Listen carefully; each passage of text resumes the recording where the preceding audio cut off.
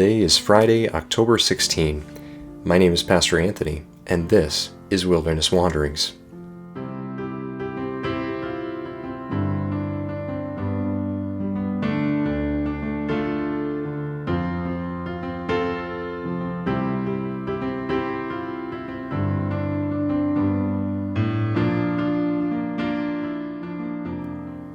Today our text comes from Nehemiah 2.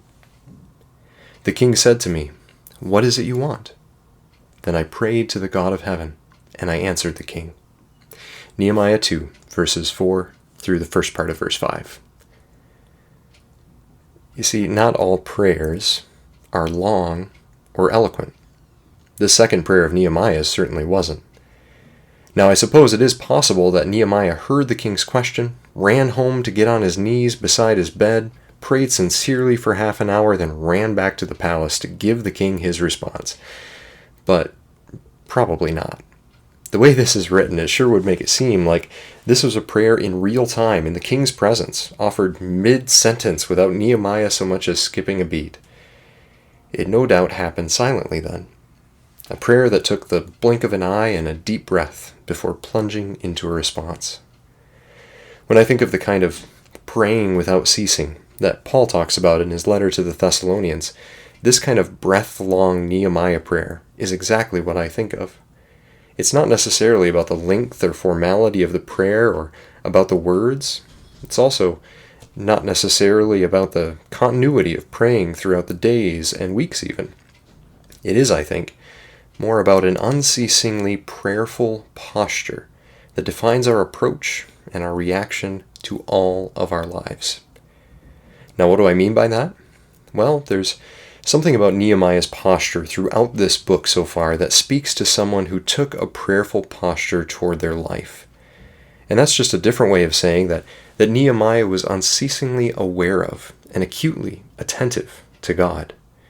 This is nothing that we haven't said before in these past few devotions, except that now I'm connecting the dot to prayer. Nehemiah's attention to God pervaded his life. He knew that he belonged to God. He knew that God ultimately held the power over the nations and over history. He knew that it was with God that he had to do, and that naturally meant that Nehemiah prayed, that he connected all of his life, his thoughts, and his conversations to God in prayer. When a deep sorrow washed over him at the plight of his people, Nehemiah talked to God. As he pondered what action to take, he talked it over with God. As he prepared to enter the king's presence with his request, he inquired of God.